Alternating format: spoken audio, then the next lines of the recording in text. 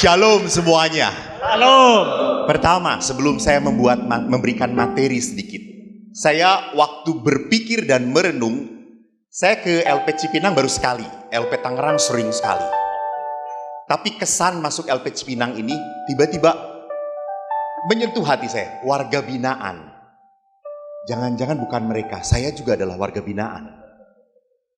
Kalau kita tidak mau dibina oleh Tuhan, kelak dibinasakan, saudara-saudara. Benar nggak?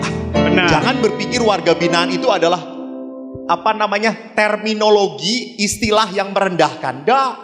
Warga binaan itu adalah istilah yang mengingatkan kita. Siapa lo? Siapa gue? Kita harus sadar siapa dia. Maka pada saat itu saya sadar. Saya juga dibina oleh Tuhan. Yang kedua, sungguh sebuah kejujuran bagi saya, mohon maaf.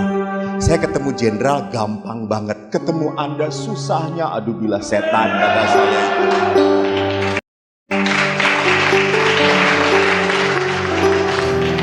Semua harus dipretelin. Untung celana masih boleh dipakai, saudara-saudara. Jadi ini adalah sebuah anugerah justru bagi saya bisa bertemu dengan Anda semua.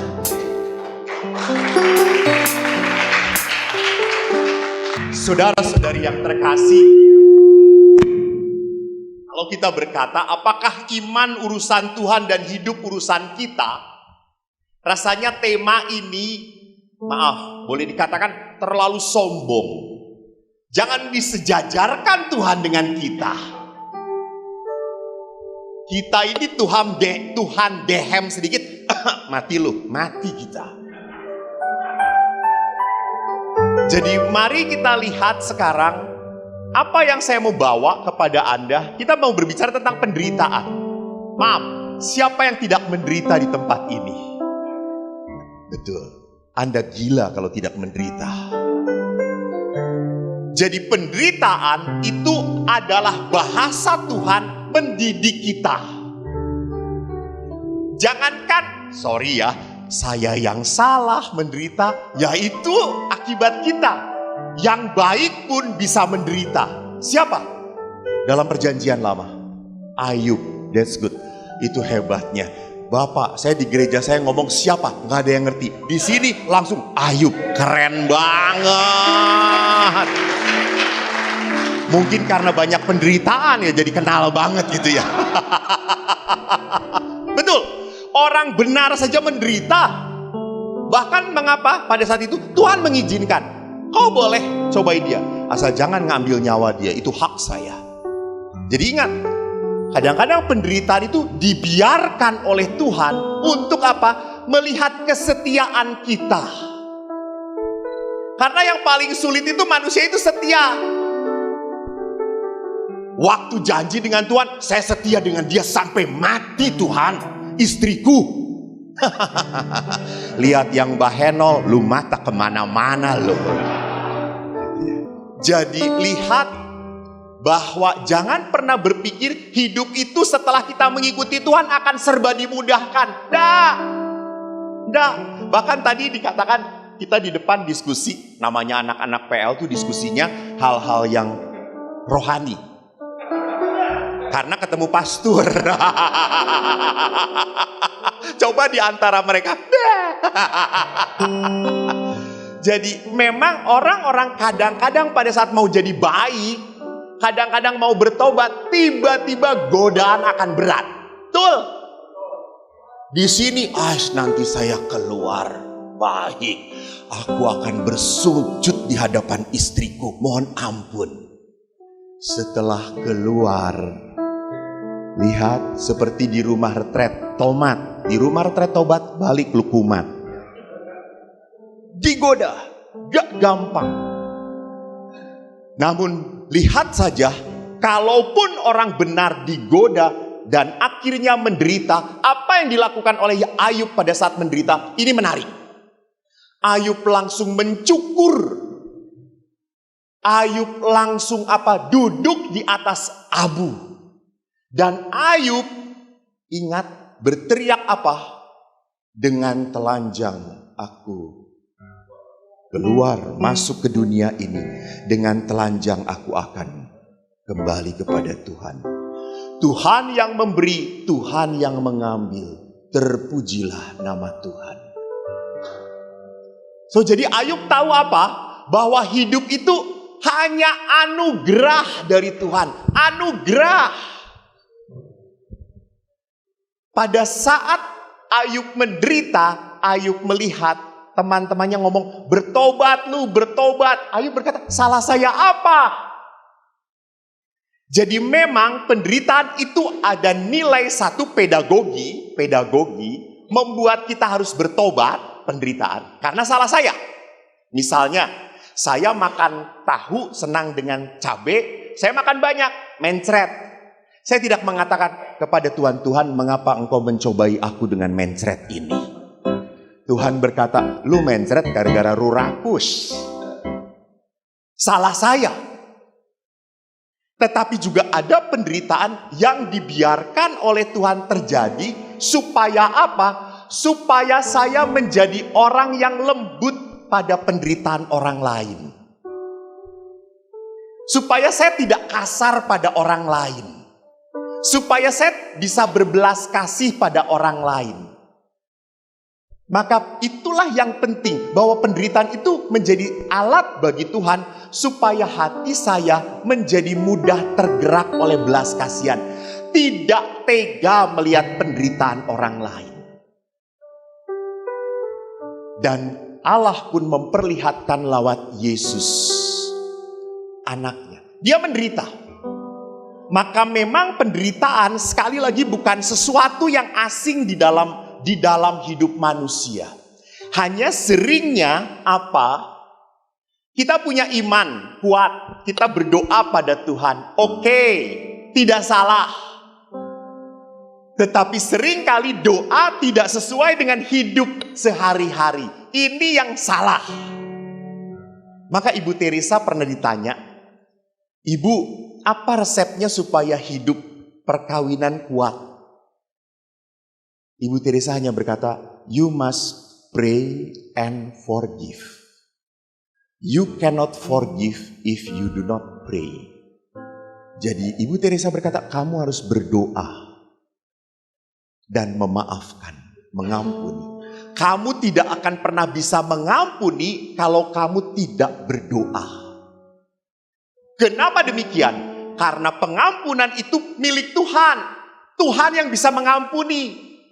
Kita manusia kalau disakiti, apa kecenderungan kita kalau disakitin? Balas. Lu ambil tempe gua ambil jatah makanan elu gitu ya. Lebih berat lagi biasanya membalas itu. Tetapi kita diajari untuk mengampuni. Dan mengampuni itu adalah kekuatan dari Tuhan. Pada saat kita dekat dengan Tuhan, maka Tuhan pun memberikan apa? Hatinya kepada kita. Maka saudara-saudariku yang terkasih, kalau Anda melihat bahwa di tempat ini adalah penderitaan, maka Anda akan menderita. Tapi kalau Anda melihat di tempat ini Anda sedang dibentuk oleh Tuhan, maka Anda melihat ini adalah tempat yang penuh rahmat dan berkat bagi saya. Hanya pertanyaannya adalah, saya terbatas tidak ketemu dengan orang-orang yang Anda sayangi. Saya jauh. Saya tidak bisa setiap hari berhadapan dengan mereka, melihat mereka. Jangan pernah lupa Bapak Ibu, cinta itu tak terbatas. Cinta itu diseberang. Cinta itu menyeberangi tempat dan waktu. Maka apa? Cobalah doakan istri Anda, anak-anak Anda. Jangan pernah berpikir mereka gak akan merasakan Romo. Kamu sontoloyo, kamu kampret kata saya. Ingat, doa itu bergeraknya dengan iman, bukan dengan rasio. Doa bergeraknya dengan iman. Kalau tidak percaya Anda datangi Santa Helena. Pastor di Helena yang paling terkenal mencabut nyawa adalah saya. Saya diminta orang sakit mendoakan, 2-3 hari dijamin meninggal. Pak Agus. Di lingkungan Pak Agus nggak mati-mati, saya datang 2 hari mati. Saya selalu berdoa, apa Tuhan, saya tidak mau dia menderita berkepanjangan. Karena kalau dia menderita berkepanjangan, hilang iman dia. Kalau Engkau menghendaki, angkatlah kehidupan dia. Jangan sampai dia menderita. Jadi lihat, doa itu betul-betul ada powernya, ada kekuatannya. Itulah tempat kita untuk bersandar, itulah tempat kita untuk menjadi kuat dan menunjukkan apa? Iman dan cinta kita. Terakhir saya ingat Arswendo, Anda mungkin tahu Arswendo adalah yang pernah mengalami juga di penjara. Waktu di penjara dan pulang, dia kaget lihat istri dan anak-anaknya berdoa. Dan dia tanya, kamu kenapa berdoa? Apa yang dimohon? Anaknya ngomong, papa, aku dan mama berdoa supaya papa nggak serong. Supaya papa selalu ingat mama. Dan dia mengatakan, Romo, itulah sebabnya saya tuh tidak pernah jatuh hati kepada wanita lain. Rupanya istri saya mendoakan saya. Padahal saya tidak pernah mendoakan istri saya. Pada saat saya berjalan, lalu tiba-tiba saya ke pasturan, dikontak oleh seorang ibu-ibu yang menderita. Dia telepon saya, Romo, saya selama pandemi ini tidak punya apa-apa. Saya habis semua usaha saya. Baik Bu, Ibu datang ke pasturan. Baik Romo. Lalu saya doakan. Lalu saya berkata, Ibu, saya kok ngerasa saya tidak boleh kalau hanya memberi Ibu doa. Maaf. Boleh saya beri bantuan, Ibu butuh berapa? Ibu itu menyebutkan uang. Dan kebetulan saya kok baru diberi hadiah oleh umat uang percis seperti Ibu itu minta. Dan kata saya, oh berarti gue cuma dititipin. Oke Ibu. Ibu, saya tidak tahu apa. Kemarin orang memberi percis seperti yang Ibu butuhkan. Ambil. Jadi doa itu harus membuat manusia punya hati yang berbelas kasih. Di saat kita berdoa tapi hati kita keras, maaf, doa Anda omong kosong. Allah ingin hidup kita itu membawa berkat. Selama kita tidak pernah berbelas kasih, bagaimana mungkin Allah berbelas kasih? Ingat pada saat engkau mengatakan aku, Tuhan, siapa kamu? Kan Tuhan berkata, barang siapa memberi minum pada yang haus, memberi makan pada yang lapar, dia memberi makan aku. Jadi lihat Bapak Ibu, inilah hukum belas kasih. Jadi pertanyaan kembali, apakah hukum karma terjadi? Di saat-saat tertentu bisa terjadi.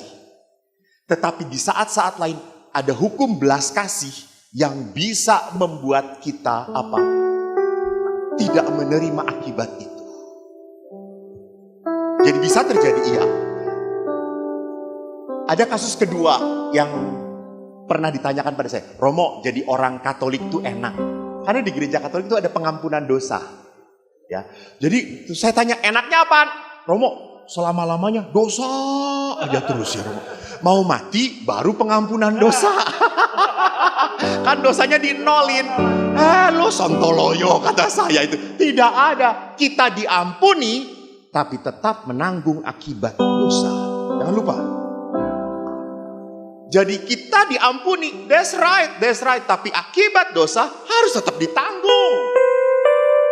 Contoh, Anda berumah tangga dengan istri Anda tentunya. Anda mengkhianati istri Anda. Lalu Anda say sorry. Maaf, gue gak akan ulang. Maaf, saya kilaf banget. Maaf, Beb. Gue gak akan lakukan lagi. Oke, Han, lu jangan lakuin lagi ya, oke. Tapi suatu saat, dia ngomong, gue mau ini reunian. Hey babe, Han, hati-hati ya. Lu pernah nyakitin gue. Sekali lagi pulang gue cincang lo. Jadi artinya apa? Pengampunan, tetapi kepercayaan dia pada pasangan berkurang. Ingat, dengan manusia kayak gitu. Tetapi pertanyaan saya, kalau dengan Allah akan seperti itu tidak? Cinta Allah tetap sama. Sebelum Anda berdosa, saat Anda berdosa, dan setelah Anda berdosa, bahkan sebelum bertobat pun, cinta Allah tetap ada.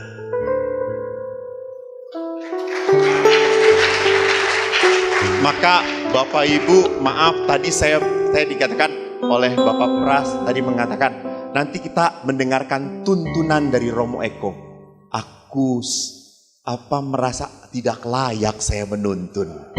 Saya mau membagikan apa? Saya hanya mau membagikan apa? Sukacita menjadi anak Tuhan. Saya bahagia menjadi pastor. Saya bahagia. Menarik sekali bahwa maaf. Kalau Anda tidak senang pada saya kan sebentar lagi saya pulang juga. Tidak mungkin dianiaya di sini gitu ya. Jadi saya melihat ada beberapa wajah di tempat ini yang sudah merasa damai. Artinya apa? Rupanya rumah kehidupan ini bisa membentuk Anda. Satu, apakah menjadi orang yang bisa berdamai dengan kenyataan atau penuh kemarahan? Penuh kemarahan. Saya ke LP Tangerang pun melihat, wow, ini wajah-wajah yang masih penuh kemarahan. Masih menyimpan, ini tempat neraka bagi aku. Aku tidak suka berada di sini. Secepatnya aku harus pergi di tempat ini. Masih belum menerima, menolak. Jadi ingat, sama dengan penyakit kanker. Di saat ditolak, makin ganas. Sama, di saat Anda di sini, menolak kenyataan di sini, maka Anda semakin tidak pernah punya hati yang lembut. Romo, kenapa waktu di luar saya doa aja susah. Di sini cepat banget. Karena sedikit godaan. Godaannya sedikit, warnanya sama. Godaannya sedikit dan kita punya waktu luang sungguh. Kita punya waktu luang sungguh. Itulah sebenarnya kenapa semangat para rahib, para pertapa adalah semangat seperti Anda. Mereka menarik diri dari kehidupan, mereka hanya pegang kitab suci, makanan secukupnya. Kalau Anda mau tahu, datanglah ke Cikanyere. Cikanyere itu punya pertapaan khusus di mana imamnya tidak pernah boleh kontak dengan siapapun. Dia sendirian di hutan. Hanya 2 bulan sekali mereka konferensi, kembali lagi. Karena mereka sungguh punya waktu untuk dengan Allah. Maka pada saat di sini, kenapa doa saya bisa begitu mendalam ya? Kok saya bisa merasakan, bahkan akhirnya hati saya peka dan Roh Kudus pun tiba-tiba sebelum terjadi sudah mengatakan apa yang akan terjadi. Maka semakin bersyukurlah Pak. Kalau Bapak punya karisma ini, pakailah untuk mendoakan saudara-saudara Bapak. Ini adalah karisma, talenta, the gift from God. Sekali lagi, bukan karena kualitas hidup rohani Bapak, bukan. Tetapi karena kasih Tuhan. Jangan pernah lupa. Manusia itu diberi talenta, hati-hati. Kalau tidak sadar, malah menjadi kesombongan. Karena ada orang-orang, Romo, saya sudah bisa bahasa roh Romo. Bahasa roh saya pintar. Kata saya, ya Allah, gue bahasa Indonesia doa aja masih belepotan gitu ya. Jangan pernah membuat talenta itu menjadi sebuah kesombongan rohani. Gak ada. Justru talenta diberikan oleh Tuhan kepada kita. Sekali lagi, supaya kita dipakai menjadi alat Tuhan. Jadi ini yang ingin saya sharingkan. Bahwa berita keselamatan, kitab suci yang Anda baca, yang Anda punya. Disitulah kekuatan Tuhan. Disitulah tempat hiburan Tuhan. Maka mari kita dekatkan hidup kita dengan apa yang Tuhan mau lewat bacaan itu. Saya langsung tadi merenung. Saya mungkin seorang pastor yang godaannya tidak terlalu banyak. Jadi hidup tuh seperti mengalir begitu saja. Mungkin saya kalau menjadi Anda, hidup seperti Anda, mungkin bisa jadi saya lebih parah dari Anda.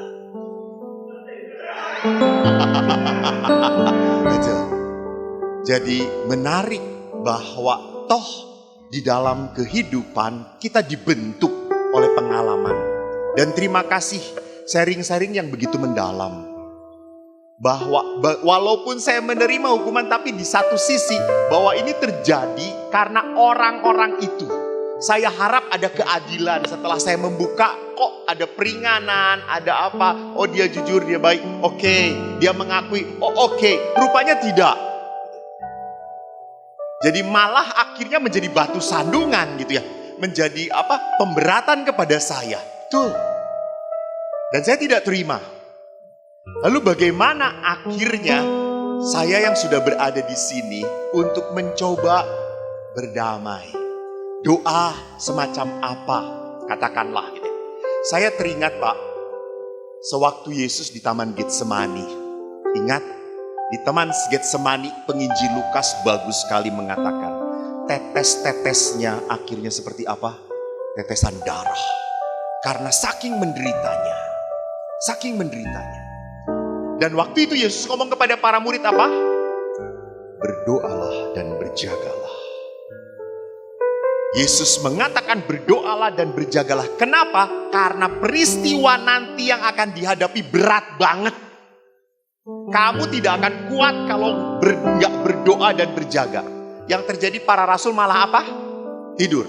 Dan setelah ditangkap, apa yang dilakukan oleh para rasul? Kabur. Kenapa? Tidak berdoa. Nah ini, saya tetap tidak pernah akan melepaskan kata yang dikatakan oleh Yesus, berdoalah. Kenapa? Karena banyak di dalam kehidupan hal-hal yang di luar logika. Banyak kita diperalat, banyak kita yang menjadi penderita. Dan kita tidak akan pernah bisa kuat, tahan kalau kita tidak berdoa. Nah, tolong. Kalau ditanya doanya seperti apa yang benar. Ingat Anda Bunda Maria. Di dalam doa Bunda Maria selalu berkata, aku ini hamba Tuhan. Hamba Tuhan. Jadi dia meletakkan dirinya sungguh di depan Tuhan sebagai yang tidak layak dan tidak pantas. Maka kalaupun begitu banyak kejahatan, penderitaan boleh menghantam hidup saya, menghantam keluarga saya. Tetapi jangan sampai kejahatan itu mengambil cinta Tuhan dalam hati saya. Maka disinilah Bapak Ibu yang terkasih, gak mudah untuk doa apa? Menyerahkan. Karena Teresia Avila pernah berkata, doa itu apa? Membuka tangan pada Tuhan. Lalu Tuhan melihat apa yang kita punya. Kadang-kadang Tuhan mengambil apa yang kita punya dan naruh sesuatu dan disuruh genggam sekarang. Kemarin saya baru mendapatkan sharing dari seorang ibu muda. Baru 7 tahun menikah dengan 2 anak. Dia tinggal di Kendari. Suaminya dirawat di Jakarta. Karena apa? Gagal napas. Langsung larikan ke Jakarta. Hari Sabtu sudah merasa enak. Suaminya minta keluar dari rumah sakit. Istrinya berkata, "Pak, kamu ini keras kepala. Kalau dokter mengatakan belum. Diam di rumah sakit. Kamu ini dari dulu keras kepala, gak pernah bertobat-tobat. Sudah diam." Istrinya gak pernah nelpon lagi. Hari Sabtu, Minggu gak nelpon. Senin mendapat kabar suaminya meninggal dunia. Anda bisa merasakan betapa terpukulnya ibu ini. 9 bulan tidak pernah bisa memaafkan dirinya sendiri. Dia merasa salah sekali. Bahkan dia pernah mau bunuh diri. Putus asa. Dia mengatakan, saya yang membunuh suami saya. Jadi perhatikan, doa itu seperti tadi. Kita nampar pada Tuhan. Kadang-kadang saya harus menggenggam hal-hal yang saya genggam menyakiti saya gitu, menusuk saya. Tetapi apa? Ya genggamlah, peganglah. Kenapa? Karena dia pun menggenggam hal yang sama. Dia pun tidak bisa melarikan diri dari salib itu. Sangat merasa terpukul, terhajar. Hidup tidak adil.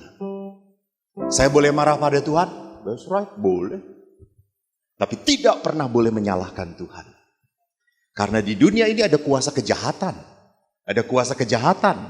Ada si setan, ada si iblis yang punya kuasa, saudara-saudara. Jangan lupa itu. Jadi Tuhan melindungi, betul. Tetapi kalau orang yang lain, katakanlah yang dikuasai oleh iblis mau merusak kita, bisa-bisa. Tetapi tidak pernah boleh orang lain merusak iman kita, hati kita, kedamaian kita. Jadi memang tadi apa sih akhirnya? Bagaimana Romo ini? Pak, ingat kalau orang sedang sakit, untuk mencapai acceptance itu butuh waktu. Butuh waktu. Untuk berdamai tadi. Jadi ada saat-saat tertentu saya marah. Pengalaman saya 25 tahun saya di rumah retret tidak pernah dipindah-pindahkan. Pastor-pastor lain dipindah-pindahkan. Sampai beberapa umat itu tanya, Romo tuh enggak pindah-pindah karena bodoh ya?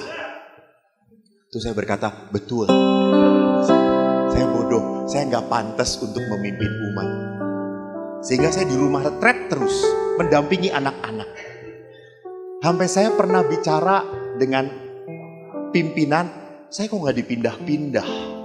Yang lain sudah pindah, berpastoral kemana-mana, banyak paroki. Banyak gereja dia layani, saya tidak. Lalu pimpinan saya berkata, kamu mau jadi pastor, ingat kita mengikrarkan kaul. Pertama apa? Ketaatan. Kamu tahu ketaatan itu apa? Ya tahu. Jadi saya harus taat dengan pimpinan. Lalu dia mengatakan, karena kamu harus taat, maka sekarang kamu kembali ke Pratista. Tetap di sana. Jujur saya mau mengatakan, saya keluar jadi pastor. Saya keluar. Ngapain? Pimpinan semena-mena. Lalu saya ngomong kepada pimpinan rumah, saya mau mengundurkan diri. Terus pimpinan itu berkata, kau ingat, pada saat marah jangan pernah memutuskan. Karena kau tidak pernah dipimpin oleh Roh Kudus. Kau hanya dipimpin oleh roh kemarahan, kebencian. Maka apapun yang kau putuskan pasti kau sesali. Dan merusak semuanya. Akhirnya saya masuk ke pertapaan. 1 minggu saya diam. Saya tidak mau diganggu siapapun. Saya matikan semua alat komunikasi. Saya hanya doa hening. Sampai titik di mana saya berkata, Tuhan, rupanya Engkau menginginkan aku di rumah retret supaya aku bisa menobatkan anak-anak. Saya ingin membuat anak-anak ini punya iman yang kuat. Oke, baik, saya terima. Jadi Bapak, apa resepnya?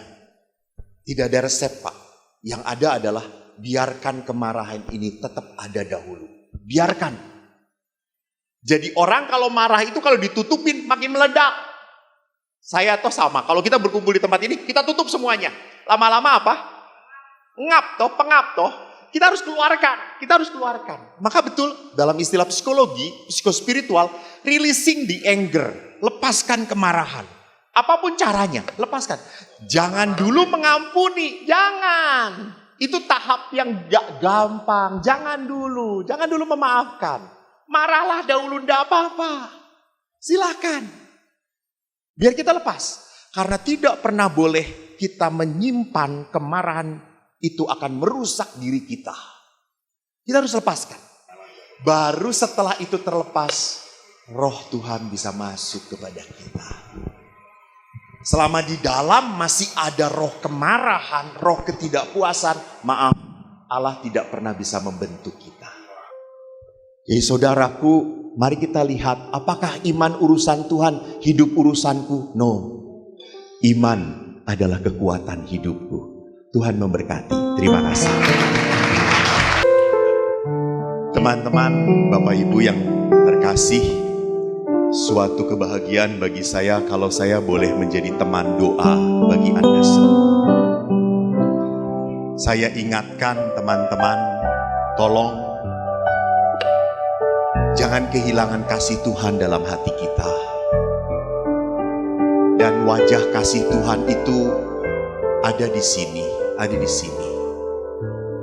Wajah kasih Tuhan itu ada di wajah teman-teman Anda. Bukan hanya di wajah orang-orang yang datang kemari, kami semua. Tidak. Wajah kasih Tuhan ada di dalam sel Anda.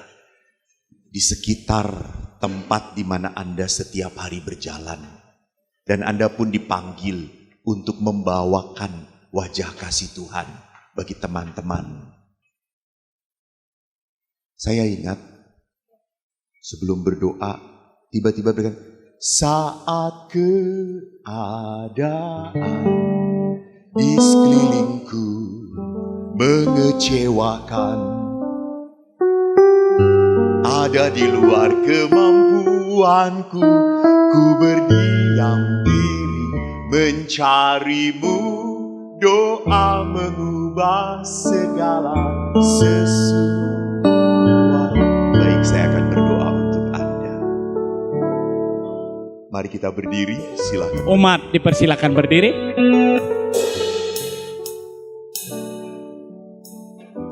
Dalam nama Bapa dan Putra dan Roh Kudus. Amin. Amin. Allah yang Maha Rahim, Engkau Bapa dan Tuhan kami. Kami bersyukur kepadamu Tuhan, Kau sungguh menghembuskan Roh Kudus di tempat ini, sehingga kami bersama-sama boleh melepaskan kepenatan hidup kami, kepahitan, kesedihan. Namun kami tidak mau pulang sebagai manusia-manusia yang memberontak dan kecewa. Kami ingin menjadi manusia-manusia yang tidak kehilangan cinta. Biarkanlah banyak orang menyakiti kami. Biarkanlah banyak orang ingin menghancurkan hidup kami. Tapi kami percaya cinta-Mu tak pernah seperti itu Tuhan. Maka Tuhan, ulurkan tangan-Mu bagi anak-anak-Mu ini, bagi saudara-saudaraku. Hiburlah mereka yang merasa kesepian, yang merasa ditinggalkan, yang merasa hidup ini tidak adil. Hiburlah mereka Tuhan. Berikanlah kemurahan-Mu dalam hatinya. Jamah hati mereka. Pulihkan mereka. Hanya Engkau kekuatan kami Tuhan. Hanya di dalam Engkau ada kasih, ada pengampunan dan sukacita. Biarkanlah Roh-Mu yang berhembus di dalam hati mereka. Tuhan, kala mereka sendiri dan kesepian, kami percaya Kau tak pernah meninggalkan. Maka kami mohon kepadamu, turunkanlah berkat-Mu atas mereka. Semoga di tempat ini menjadi tempat yang penuh berkat. Semoga di tempat ini menjadi tempat di mana Engkau semakin nyata, dimuliakan, ditinggikan, dan kasih-Mu sungguh hadir melindungi anak-anak-Mu ini. Berkat Allah melimpah dalam hidup Anda, Bapa dan Putra dan Roh Kudus. Amin. Tuhan memberkati. Tuhan memberkati.